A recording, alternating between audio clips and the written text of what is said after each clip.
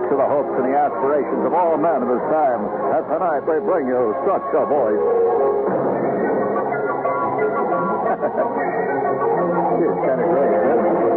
Speaking of hopes and the aspirations and all the tears and all those goodies. Bring it up there, please, Larry.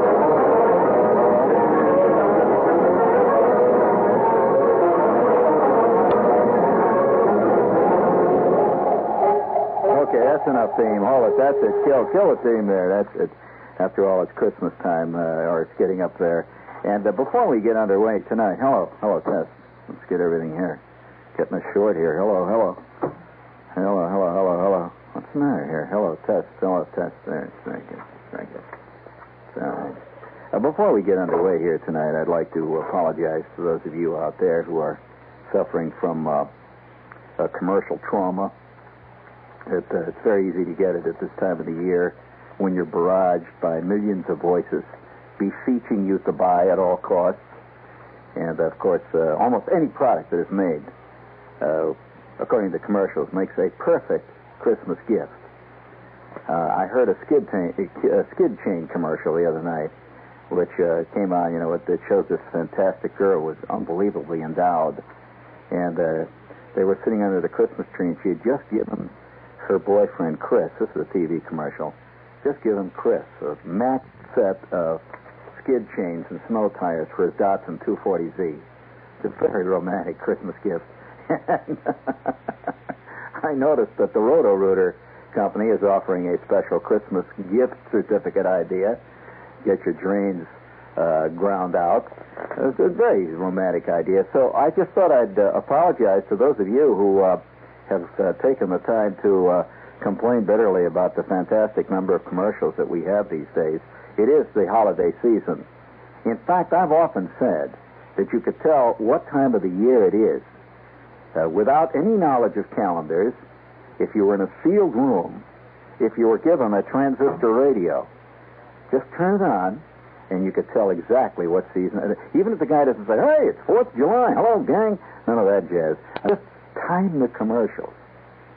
Just the commercial time between commercials is very closely identified. So kind of like an electronic sundial. So immediately after the first of the year, we will return to doing a show. This is nevertheless, Christmas is a trauma for many people. It is. It really is. And it is for me particularly. I must say that I enjoy holidays for one reason or another. One of the reasons I enjoy holidays, when you're in media of any type, I don't know why this thing keeps fading off and on here. We're having interesting problems here. I'm going to check. Just a minute here. Something is going on here. I'm going to try something here. Yeah, hello. 1, 2, 3, 4. Hello. Hello, test. Hello, test. That's what happens, when the entire station is built out of a heat kit. Hello. 1, 2, 3, 4. We got 4 12-year-old boys to build it with soldering irons they got down at Kresge's. Hello. 1, 2, 3, 4. Hello, test. There, we got it going again. It's very discouraging to find that the biggest things in the world are really built, and everything is sort of put together. The whole world is kind of a cockamamie construction.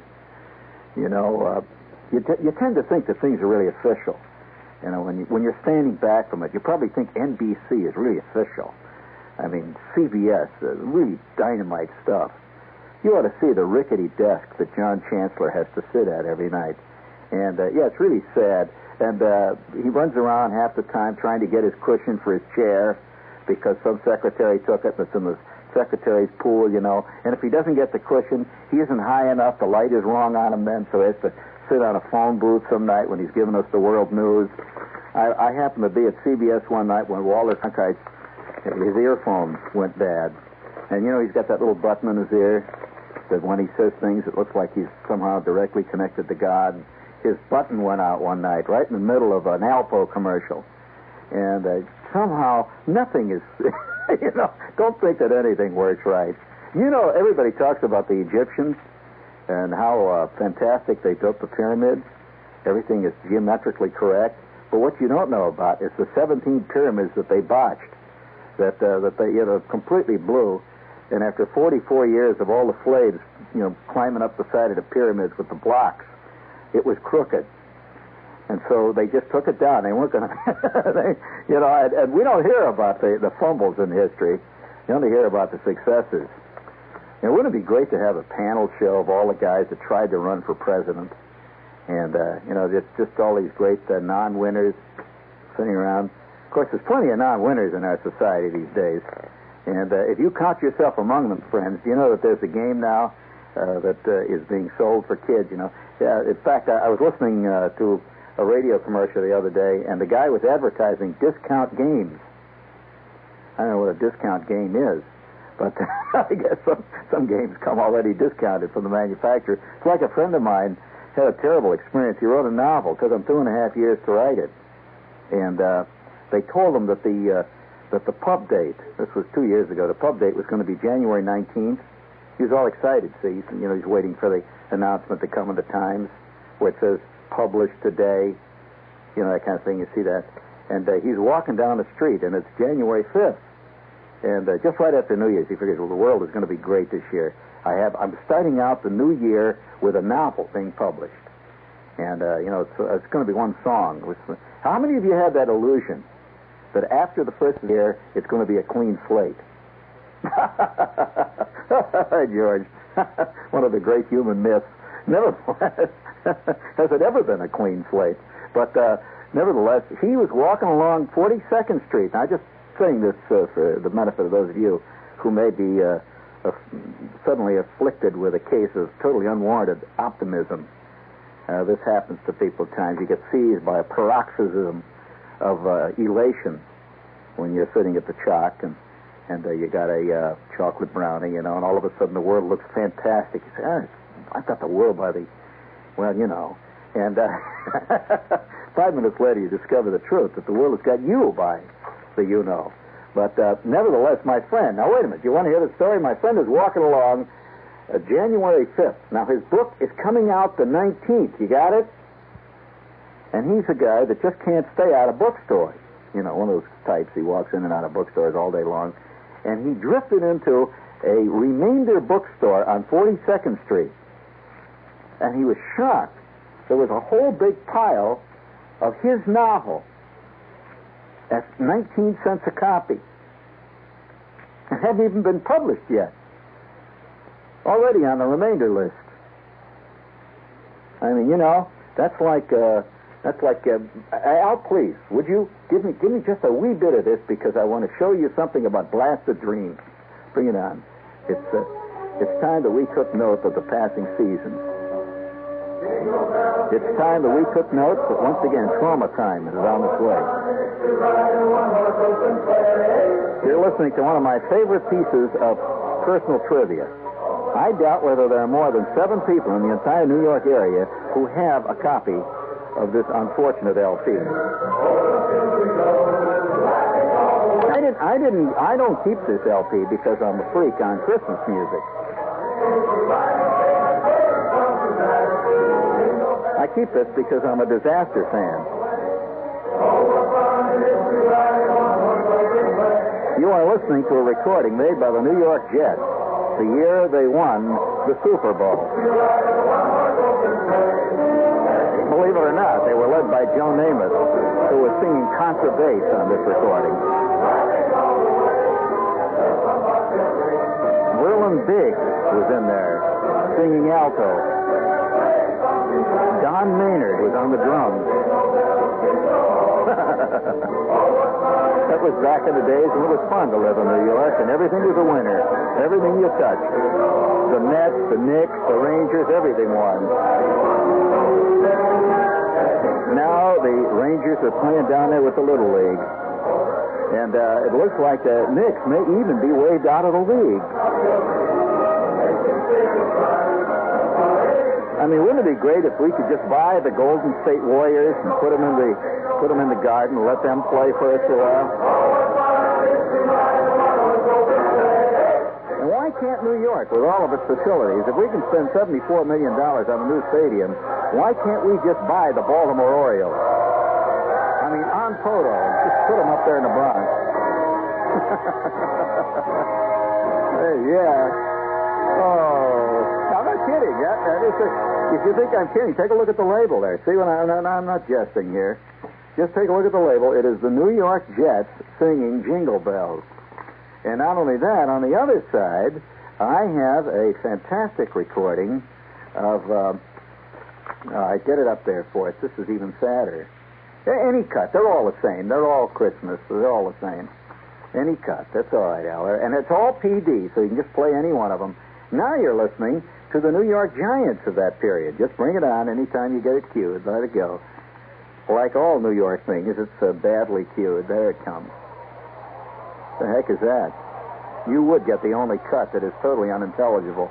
Ladies and gentlemen, the New York Giants wish you a happy holiday season. Poor Giants.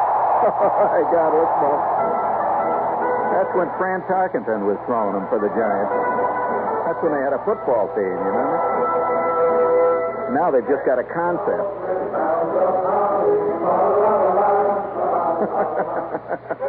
Yeah, come on, bring it up, come on. If you listen carefully, you can hear Tucker Fredrickson in there singing tenor.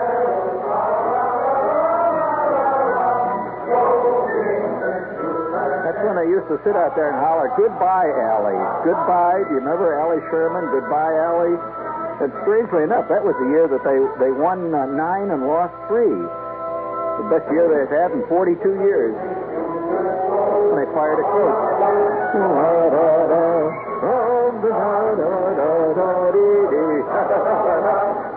This is the Giants. Oh, they're singing with a spring in their step. All right, hold it there. Now listen, I'm going to tell you some truth tonight. This is WOR New York. Speaking of blasted hopes and dreams, I'll tell you. I'm going to tell you a story. I have never told on the air because it's so embarrassing, and it relates to Christmas. and you know, there's some things that in your own life, I know that there's just everybody is in the same boat. There are some things that happen to you in the course of your existence that are so painfully embarrassing that you don't even tell yourself about them, much less anybody. You just wipe it out, you know? Just wipe it out. Right, just wipe it out. Wipe it out. Oh, yes, terrible. Just wipe it out. I'll never, well, I'll tell you one of them. Just to give you an idea, I remember one time when I was a college sophomore. And you know that I had this date with this girl. And we spent about 3 hours together. You know, I took her to this fancy restaurant. I was going to, spend everything I'd saved the whole semester on her. And halfway through the dinner, after about 3 hours of chit-chat and idle talk and warm conversation and eye meeting eye over the candle and all that stuff, I suddenly discovered she thought I was somebody else. I thought at first when she kept calling me Sam, she was being funny. I discovered she thought she was with Sam.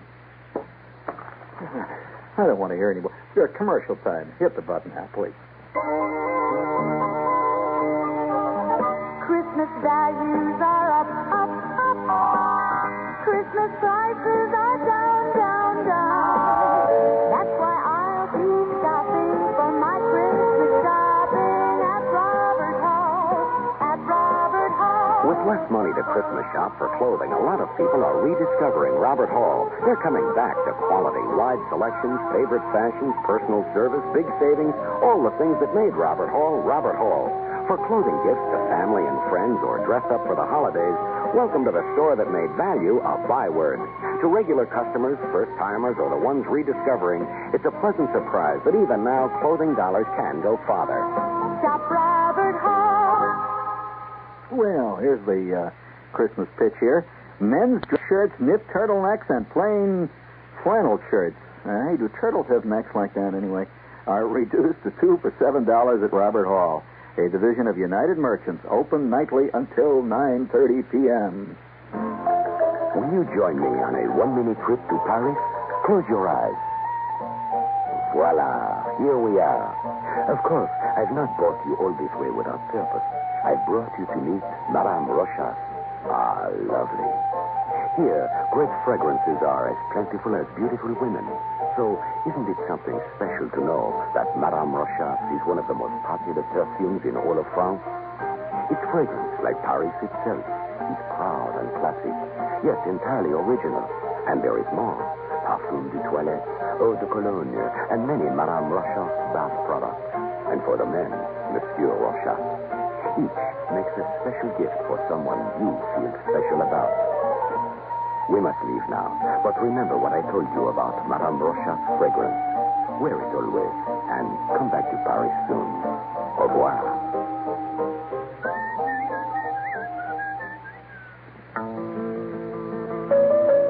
You're the guest at Sunday dinner with a European family. There's a chill in the air, so your host has just added another log to the fire. His flaxen-haired wife is serving you lamb, simmered in a sauce as light as anything you've ever tasted. Welcome to Italy, northern Italy, where it borders Austria, France, and Switzerland, where they drink a wine called Valpolicella, a fresh ruby red that's as different from other Italian wines as seasoned beef is from Saltimbocca. And yet as different as Valpolicella is from other Italian wines, it does share something in common with the best of them, a classic Italian name, Rufino, a name that's meant great wine since 1877. So when you're looking for a robust wine, the perfect in roast, lamb, and veal, ask for Valpolicella, Rufino Valpolicella, imported by Shefflin and Company, New York. What's a country fresh flavor like Nuco doing in a city like New York? Nuco's bringing country to the city. Nuco's got that country fresh taste. Nuco's bringing country to the city. Nuco puts a smile on your face. Heck, I'm big city now, but it wasn't always that way. I sure used to miss that back home country fresh taste of just big peas and carrots, corn and beans. Oh, my. But then Elsie Sue, she's really big city. She put me on to Nuco margarine. It comes in both thick and soft forms, you know, and Nuco's got a real country fresh taste that makes anything you put it on taste country good. So now it's Elsie and me and Nuco margarine. We're in a big city to stay. Nuco's bringing country to the city. Nuco puts a smile on your face. Yeah, that was nice. Give me a little bit to do my thing there. Hey, we have one more here, and then we'll let you rest for a bit there after the shotgun blast of the goodies. Everyone loves taking pictures around the holiday season. Why don't you visit Willoughby Peerless and get the gift of the moment? A Keystone, hey, that's a bad phrase, a gift of the moment. A Keystone 60-second rapid shot camera. This 750 Keystone camera uses 5 different types of Polaroid films and gives you black and white or color pictures within 60 seconds. Now, it used to sell for, well, I guess it says $34.95, but you can buy it now for just $19.95. Is that $134.95 or $119.95? You better check that, boy. I don't want to have people going down there at Willoughby Peerless. What a price for an instant picture camera. Come and see it and shoot a Merry Christmas. Would you take a look at this, Andy, and tell me whether that says $134.95 or whether it says $34.95? That is very interesting. It says $34.95. You better be careful, buddy, because if they run down there, I'm going to hold you responsible. I'll make up the difference. You'll be careful now. I've heard guys make statements like that before. And when they put the cuffs on them, of course, it changed the whole ball game. Let's see. Before we go any further, one more here. Gannett, or Gannett, they prefer to pronounce it Gannett, Westchester newspapers. Starting Wednesday, a comprehensive look at one of the world's largest corporations, IBM. In Westchester, it almost seems that around every corner stands an IBM office. This 3-part series names IBM's county locations, tells what goes on at each office, when and why IBM decided to come to Westchester. All these exciting things. Oh, boy, I'll tell you, that's really exciting.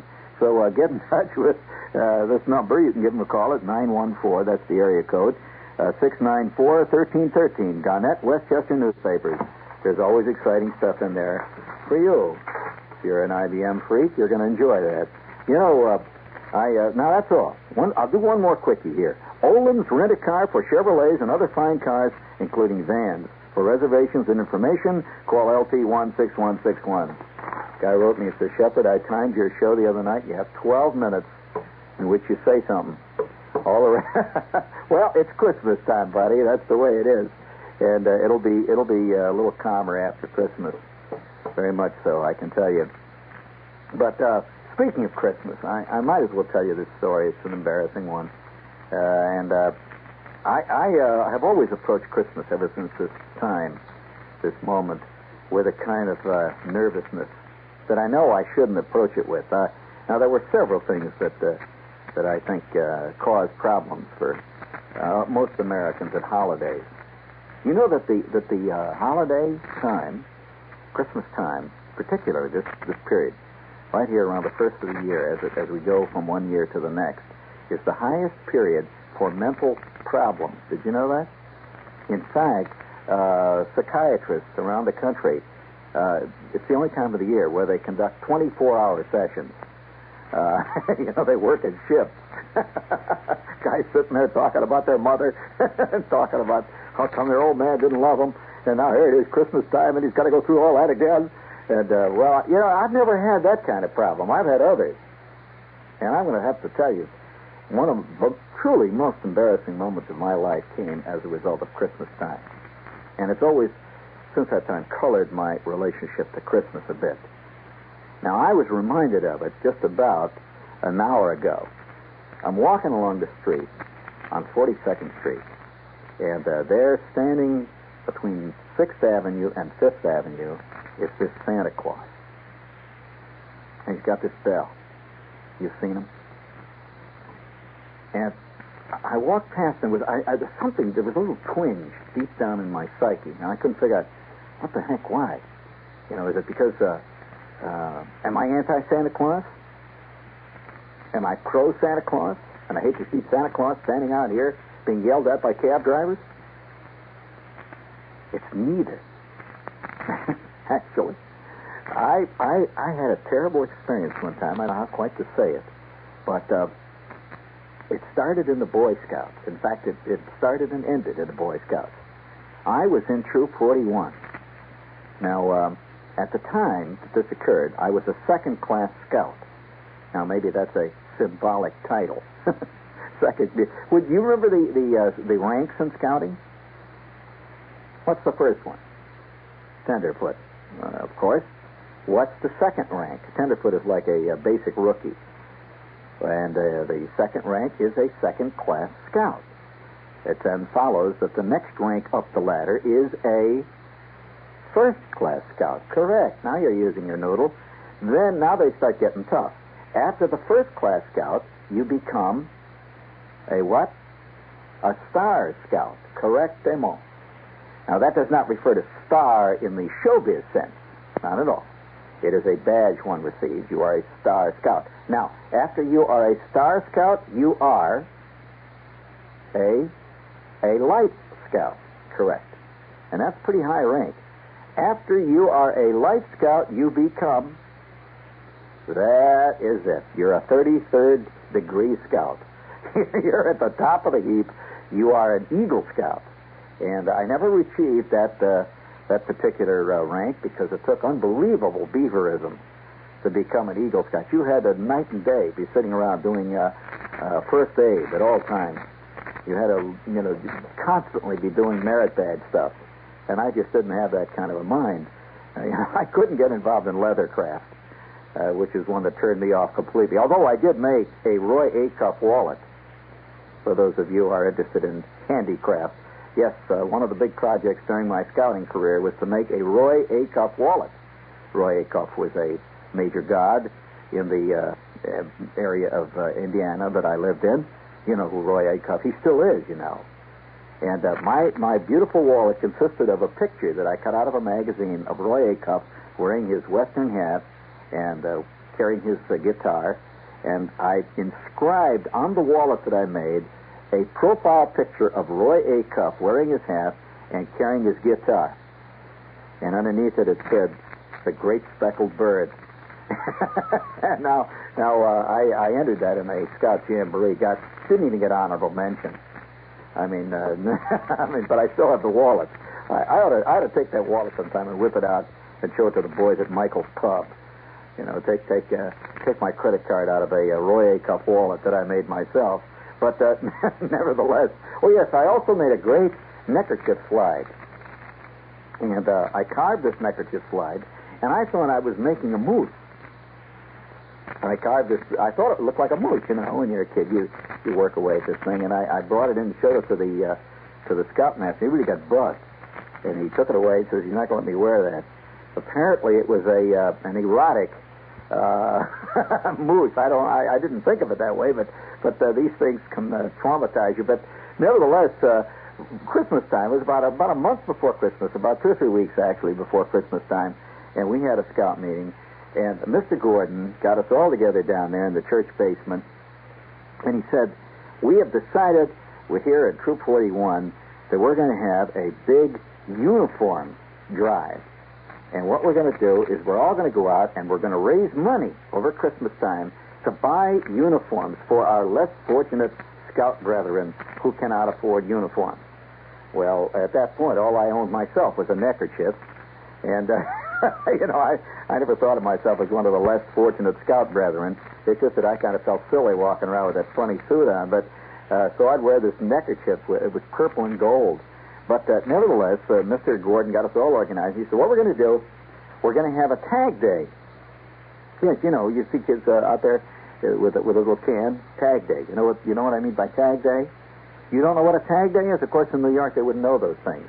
A tag day is when you go out with a little can with a slot on the top, and it says on the side, "For the benefit of Troop 41, to help the lesser favored Boy Scouts to buy uniforms, tag day." And every time somebody puts a quarter in your can, they get a little tag that said, "I helped Troop 41." Okay, that's called tag day. Now, you know, up to that point, it was okay, see? But remember, it was only 2 weeks before Christmas. And so at that point, Mr. Gordon came up with this really goodie. He said that we have been talking to Goldblatt's, the Goldblatt department store, and they have very, very kindly decided to contribute to our tag day. Now, that was the local department store, you know, like Macy's here, say. And what were they going to contribute? Well, wait till you hear this, gang. They were not going to contribute money. No way. There were 5 patrols in our troop, Troop 41. Now, each patrol had about 10 or 15 kids, right? Right? I was in the Moose Patrol. And they were going to contribute to the entire troop, just to lend it to them for the tag day. They were going to contribute the loan of little itsy-bitsy Santa Claus costumes. So we could go out dressed as Santa Claus. Now, wait a minute. So at first it sounded great, you know? I mean, the idea of going out dressed as Santa Claus. So Mr. Gordon had us all down there in the basement. They had to hand out these boxes. They had a whole pile of boxes in the corner there. And they were Santa Claus suits. He says, "Take these home now. And next Saturday at 8 o'clock, you will meet at your prescribed corner, your patrol. Each patrol was responsible for a certain area, a certain number of street corners. And he said, you will meet your patrol leader, you will meet him at the corner that he designates at 8 a.m. Saturday, and at 6 o'clock that night we will all meet in the church, and we will bring the cans full of money here, and then we will, count it all up, and it's going to be a great tag day. So, gang, get out and fight." So I took my Santa Claus suit home. And it came in a box that said Goldblatt's on it. And it had a red coat with white cotton, around the cuffs. And it had white cotton running down the front of it. And it had a big white, sort of a fluffy white cotton collar on it. And it had a big stocking cap, a red stocking cap with a big white rim around it. And it had a big puffball on the top, white. And the best thing of all, it had a plastic red nose that hooked over your ears like eyeglasses. It had a nose, and it had little eyeglasses, little Santa Claus eyeglasses. You've seen those little eyeglasses that hang way down on Santa Claus's nose. A white beard and a white mustache, and all of it went over your ears like that. Fantastic. I remember going into the John, see, all by myself. My kid brother was not yet home from whatever he was doing with peanut butter, and I went into John. I put on my fantastic, my plastic nose. I looked in the mirror. There I was. Wow.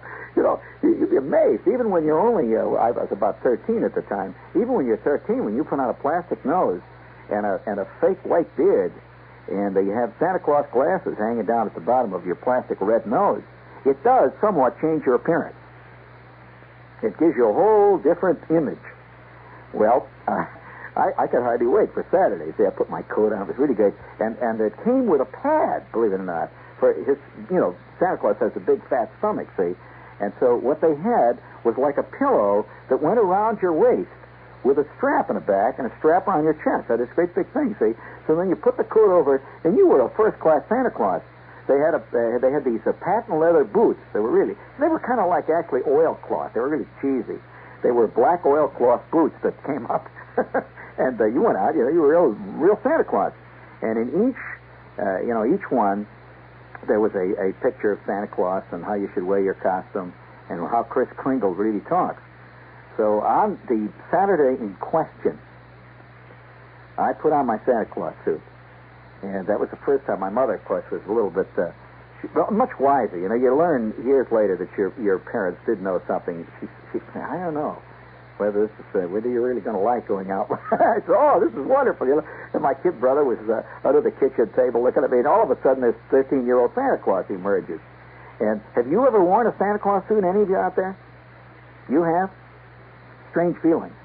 It really is. For those of you who have never actually worn a Santa Claus suit in combat, you really don't know. There's no way to explain to you what a strange feeling it is. Now, in combat, I mean, that means being Sandy. You're actually being Santa Claus. So my old man says, all right, he says, I'll take you down to the corner. See, this is about 2 or 3 miles away from where I lived as a kid, so I couldn't duck out. He says, all right, I'll take you down there where you're going to meet. And we were going to meet on Kennedy Avenue. See, so we drove down. I'm sitting next to the old man in the Oldsmobile. There I'm a little tiny Santa Claus, and I'm looking out, and the people are looking in from the other car. See, they see this little Santa Claus in there with... I remember, at first it was kind of great, see? So we met at the corner of Arizona and Kennedy, and there was my entire troop, or rather my entire patrol, the entire Moose Patrol, about 12 kids, all standing around. The patrol leader, who was Jack Martin, who was 7 feet 9 already at the age of 13, and made a very imposing Santa Claus. And he's got all his other Santa Clauses all around him, Stanley Roper and the whole crowd. So I get out of the car, and you couldn't tell one from the other. They all look exactly alike. When you put a plastic nose and a 13-year-old kid with a white fake mustache and white beard and a red suit on, he is indistinguishable from all the others. But so here was a whole bunch of us, and people were stopping and looking. There was a whole crowd of little miniature Santa Clauses all standing around out there, and Jack Martin is telling each of us where we were to go, see. He says, and now you know, he says, hey, Shepherd. And his mustache jiggles up and down. I says, yes. Because he's a big guy. He's a patrol leader. He says, all right. He says, you get down. I want you to go down. He says, I want you to go down to the corner of Summer Street now, 165th. Terrible, fantastic disaster. 165th and Summer Street had 3 pool rooms, one on each corner, and the fourth corner had a Standard Oil station. So I said, okay. So I go trucking on down the road in my Santa Claus suit, and all along people are saying things like, Merry Christmas, you know what I mean? It's Santa Claus, hi.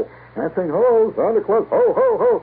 Well, I finally get down to my street corner, and I'm standing on the corner about the first 5 minutes. I got a bell. Each one of us, incidentally, got a bell, the kind like they have in the Salvation Army. I start ringing the bell and holding the can out, see? Well, the first 5 minutes, a lady comes along, and she's got a little kid with her. And at that point, the little kid takes one look at me and says, Santa! And at that point, Mother tries to drag this kid along. You see, she obviously knew this. I was not the official Santa. Well, the kid didn't know the difference. and the kid says, I want to talk to Santa, hey! And the mother says, come on, let's go. And finally, the kid is raising such hell that I says, ho, ho, ho, hello, little boy. And at that point, the kid starts raising Cain, and the mother brings him over, and she gives me a real mean look. And she says, hello, Santa. She says, Santa, this is Clifford. And I said, hello, Clifford, ho, ho, ho. And I hold the can out, see. He was not used to Santa Claus putting the arm on him. Santa Claus is a guy you ask for things. You don't give him things, see. So I put the can out there, and she says, oh, how terrible. And she takes the kid, and down the street they go. Yeah, and at that point, I began to feel really rotten. You know, I'm out there with this can. Have you ever really begged on the street, buddy? It really starts to get to your head. Well, about 10 minutes after I began my career as a street corner bell ringing, arm putting on, begging Santa Claus, who comes down the street with his buddy but Scut Farkas? Well, now, Scut Farkas, under the best of conditions, was not somebody that I chose to meet at any point. He had yellow eyes, for starter. Scut Farkas's hair grew all the way down, almost to the tip of his nose. He had a crew haircut that made him look a little bit like a cantaloupe wearing a hairbrush. And there I am standing there with my bell. See, I'm ringing the bell. And I kind of like ringing the bell. I'm ringing the bell. I got about a total of maybe 75 cents in my can. And I've sold about maybe 5 or 6 different tags. When along comes Scut Farkas. I could see him coming down the street. And there was a look on his face as if, well, have you ever seen the movie Jaws? Well, you know the look on the shark's face when he decided that he was really going to go all the way? Well, Scut Farkas had the look on the face. Scut Farkas was truly a legendary bully. If those of you are confused, it's not Scott Farkas, it is Scut. S-C-U-T, like Scut. Scut. Farkas's yellow eyes, I could see him for a half a block away, and he starts picking up steam. About 100 yards away, he hollers, hey, Shepherd! Santa Claus, huh? Hello, Sandy! Hey, Sandy, should I tell you what I want for Christmas, Sandy? Well, I could see that it was going to be nothing but real serious trouble. And about 25 yards away, as Farkas is gathering steam, he's with about 7 of his toadies, because he spotted a kid that he's been after for at least 6 months, and now he's got him trapped wearing a rubber nose, wearing Santa Claus mustaches and beard, wearing a pair of granny glasses. I took off. I turned right and took off down 165th Street with about 15 guys chasing Santa Claus. I went through the bottom floor of Goldblatt without touching the ground, right up the escalator, with Scut Farkas and his friends after. Well, I spent the afternoon. I finally rounded into an alley and got away from him, at least partially. I spent the afternoon hiding under a front porch, dressed in a Santa Claus suit, wearing a rubber nose. And ever since that time, I've been very nervous about Santa Clauses and Christmas. Who knows? Yes, who does know? Only the Santa, of course. This is WOR New York.